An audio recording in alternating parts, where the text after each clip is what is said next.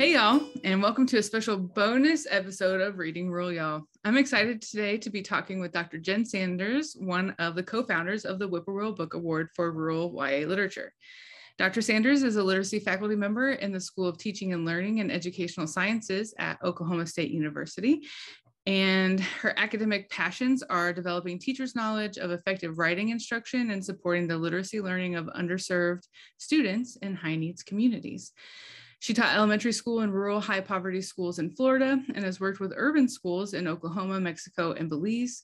Dr. Sanders' research focuses on K-12 writing instruction, writing center pedagogy, teachers' professional development, and representations of diversity in children's literature. Welcome, Dr. Sanders. I'm so excited to be talking with you about the Whippoorwill Award for Rural YA Literature today. I wanted to start off by asking the question I'm obsessed with that I ask everyone.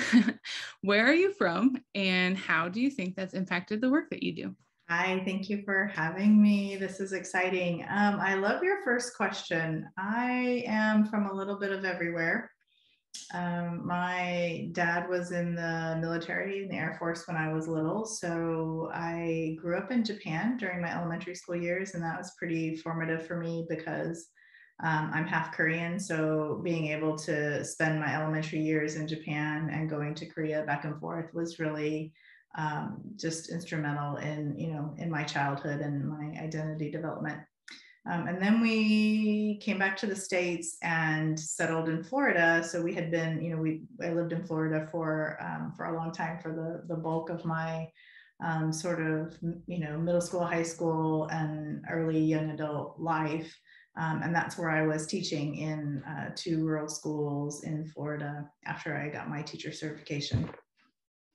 And then from that sort of developed my interest and my care for rural populations and teaching with rural populations. So after I finished my PhD, I wanted to find places to continue to work with rural schools. And so I applied, I did that sort of national job search, and I applied to several institutions that were mostly connected to rural spaces. And so that's how I ended up in Oklahoma at OSU. Because Oklahoma is largely a rural state, and there's lots of rural communities surrounding the 2 major cities in the state. So I've been here for a while, for 16 years, and had lots of different opportunities to work with both rural and urban communities of schools and teachers. So how does that inform my work now? I mean, I think it's one, brought me here to OSU, and then 2, helped me to see a need in representation, particularly in children's and young adult literature for rural people and places. And one of my passions is multicultural education and education about diverse people and places. And I kind of saw this disconnect with the way that rural people and places were represented, in that when I lived and taught in rural spaces, I felt like there's more diversity than is represented in a lot of the literature I was seeing. And so one of my former doctoral students, Jill Bindewald, and I were doing a book project together. We were doing a literature research project, and she came to me and she's like, "You're going to think I'm crazy, but I want to start a book award committee." And I was like, "All right, let's do it." So she explained the idea.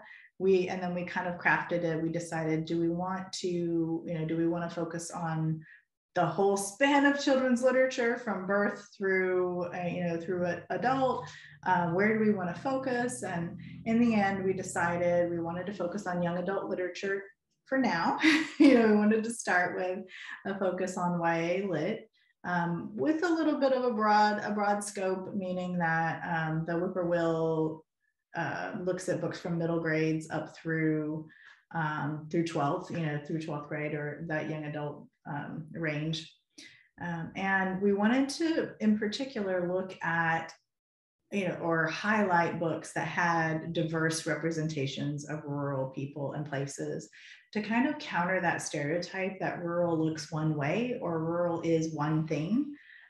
because we knew from living and working and, moving about and interacting with different rural communities that there is a lot of diversity in landscape, diversity in economics, diversity in people. There's just so many different ways of being and living in rural spaces that we really wanted to give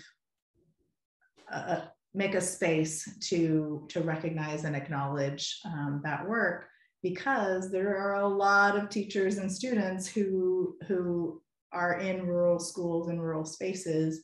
About 1/5 of our population as a country, and that's an important population to be represented in the literature. So we wanted to do that with this book award. That was part of our goal. So that's a little bit of how my background has influenced the work that I'm doing, and in particular, like the work of the Whippoorwill.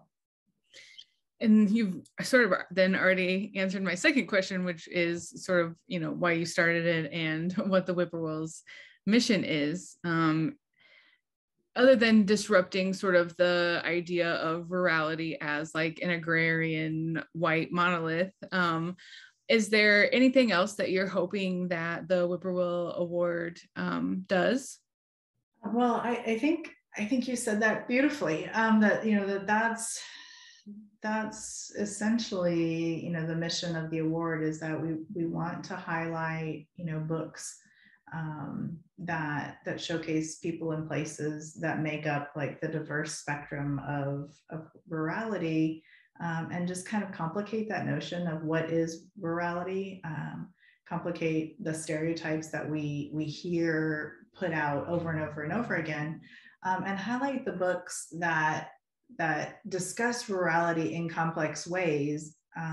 We know there are hard things about living in rural spaces, just like there are hard things about living in urban spaces or suburban spaces, or there are always things that you love about your place and things that you really can't stand about your place, no matter where that place is. And so we really wanted to showcase the authors and the literature that are conveying representations in complex and nuanced and multifaceted ways, rather than sort of singular, stereotypical, and deficit ways.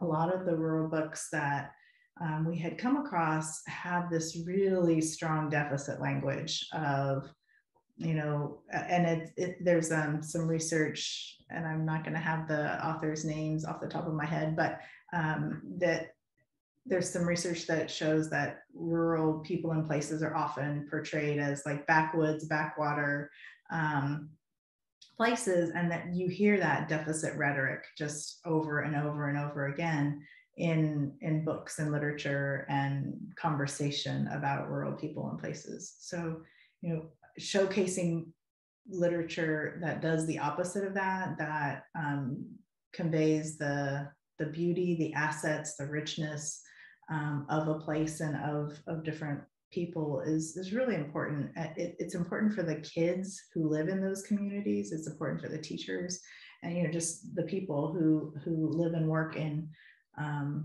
different rural communities across the country and across the globe, to see themselves represented in positive ways, but also in complex ways. So I think all of that is, all of those things are part of our goals, part of our mission for the award. Hopefully, if, in my mind, teachers and kids will access and come across and utilize our award lists and be able to say, okay, these are, and librarians, these are the books that we want to have on our shelves. These are the books that we need to be using in literature studies and literature discussions, and then analyzing them and talking about them in nuanced, multifaceted ways. So then how does the committee select and evaluate winners? Like, can you talk to me a little bit about what that process looks like? So it's fun, and it's a little overwhelming sometimes because you get lots of books. That's like a dream problem to have for any fellow bibliophile is that like, it's too many books to read. The award committee process is systematic, and it's also really enjoyable. We have a process where our committee chairs ask for book submissions from publishers, and we just have this really big list of publishers and publisher contacts, and we just continually submit calls for submissions, and we give them our award criteria, which anyone can look at online on our website. You can see the full criteria for our selection, for our award. And we get those books. We have book groups who will read them, and then we recommend them to everyone and say, okay, this is one everyone needs to read, and make sure that each book does get a fair consideration in the process. And then the pile starts to weed out to where, okay, these books really don't have anything to do with rurality. Somebody thought they did, but like this one is set in the middle of an urban metro, so maybe not quite. So we weed out the ones that aren't contenders, and then you end up with this pile of possible books. And we have lots of passionate book discussions, which I always feel like is an authentic thing for kids and teens to do as well. To be able to advocate for why a book should be read by everyone in the class, or why a book should be on the shelf for others to read, because it's so wonderful, so moving. So we have the debates of which books are going to make our top 10, our finalist list. One year we didn't quite have 10 books. We just had fewer submissions, and we didn't quite have 10. So we had a top 7 list, and that was fine. We'd rather just like keep the list truly the books that are excellent and outstanding in their sort of depictions. And then we go about promoting the books, sharing with the authors and the publishers that they won, and putting it on our website, and writing our publications of book reviews for the award winners. So in general, that's the committee process. There's a lot of reading, there's a lot of discussion and debate about whether or not the degree of rurality, like if rurality is represented substantially enough in the book, if it's a central aspect to the book, or if it's just kind of this tangential backdrop setting that isn't vital to the plot or to the character development. Those books probably won't make our final list if rurality isn't salient in the story. If you could take that story and plot and plop it in any place, then it's probably a book that doesn't highlight rurality enough to make our list. But in addition to that, like I said, we're really looking for diverse representations. Like, how is rurality and the diversity of rural people and places represented? So a small island could be rural. A small fishing community could be rural. A community in the mountains could be rural. So just a community in a desert could be rural. There's just such a range of possibilities, and we want to have that conveyed as much as possible.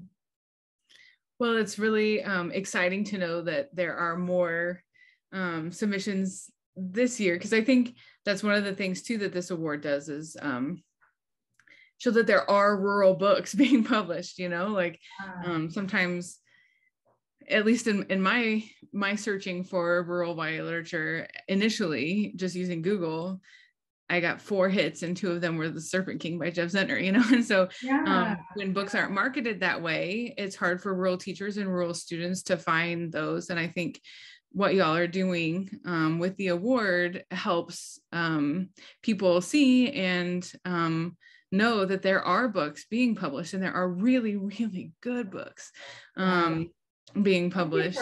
Thank you for pointing that out, because That was one of the things that we noticed. There's one of the reasons why we started the award is we looked and looked for recommendation sites or sources for rural literature, and we found a few. There were, like there's the Okra Picks Award, and there's like a Southern Book Award prize. There were some that were related or regional, but we didn't find many, and we didn't find a national book award that covered sort of the whole of the country and even beyond. So we don't limit our books to books that are just about the US. So one of our books is centered in St. Thomas in the Virgin Islands, and we've had books with Canada, Canadian settings.